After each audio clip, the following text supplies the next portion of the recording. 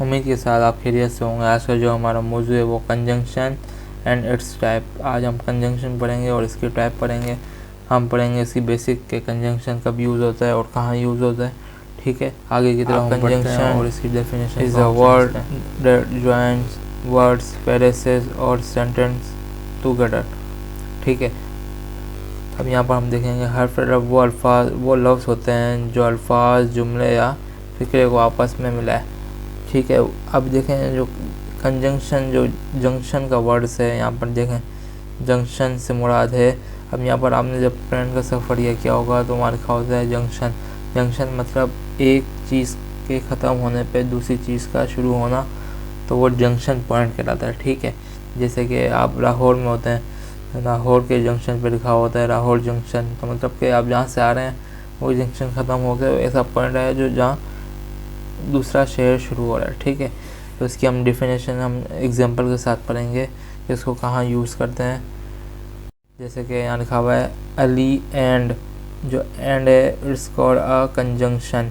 Ahmad are friend, Ali और अहमद दोस्त हैं। ठीक है, अब यहाँ पर देखेंगे but I try but I fail, मैंने कोशिश की लेकिन मैं नाकाम हुआ।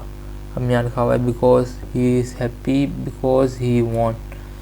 अभी टी और कॉफ़ी, ठीक है, चाय या कॉफ़ी। अब ये ऐसे लफ्ज़ हैं जो एक जुमले को दूसरे जुमले के में आपस में मिला रहे हैं। ठीक है, अब तो इस कॉर्ड कंजंक्शन, आप कंजंक्शन समझ गए होंगे। कंजंक्शन वो लफ्ज़ होते हैं जो एक सेंटेंस को दूसरे सेंटेंस के साथ मिला दें। आइए हम इसकी एग्जांपल देखते हैं और इसकी टाइप्स देखते हैं।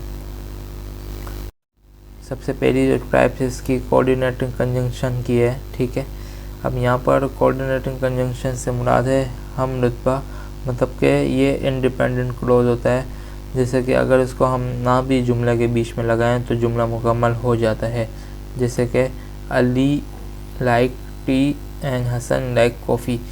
जैसे कि अली लाइक करता है चाय को और हसन लाइक करता है कॉफ़ी को। अगर यहाँ पर एंड ना लगाए तो ये जुमला बनेगा Ali like tea Hasan like coffee, तो ये जुमला बिल्कुल दुरुस्त होगा। लेकिन एंड, नॉट, बट और येट ये वो हैं जो इंडिपेंडेंट क्लॉज को शो करते हैं। ठीक है, आपस में जो सेंटेंस होते हैं वो इंडिपेंडेंट होते हैं, तो इसके बीच में जो कंजंक्शन यूज़ होगा वो होगा कोऑर्डिनेटिंग कंजंक्शन।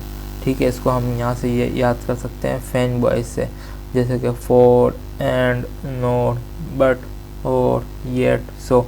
तो वो ऐसे कंजंक्शन हैं जो इंडिपेंडेंट क्लॉज को आपस में जुड़ाते हैं। अब आगे की तरफ बढ़ते हैं। सब ऑर्डिनेटिंग कंजंक्शन, हद ताबे, ये वो कंजंक्शन होते हैं जो किसी डिपेंडेंट क्लॉज को इंडिपेंडेंट क्लॉज के साथ मिला देते हैं।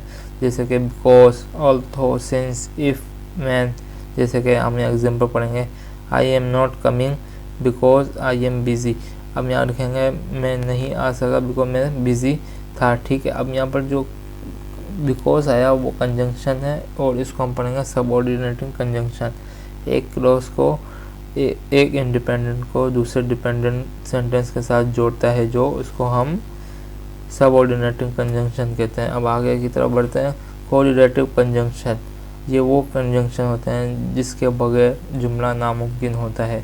जैसे कि either, NOR, neither, both, NOR, and.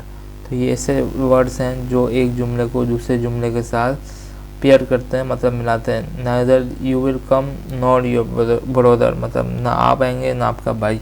ठीक है, अब यहाँ पर नॉट जब यूज़ नहीं करते तो क्या जुमला बनता, नाइदर ना आप आएंगे ना भाई। तो इस तरीके से जुमला बनेगा जो इनकम्प्लीट हो जाएगा। तो कोऑर्डिनेटिव वो कंजंक्शन होते हैं जो पेयर्स सेंटेंस को आपस में जोड़ें।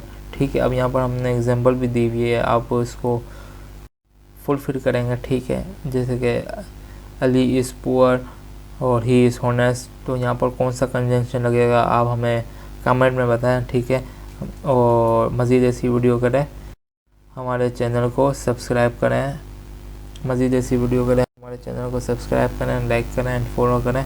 और हमने जो आपको MCQs दिए हैं इसका आंसर हमने शो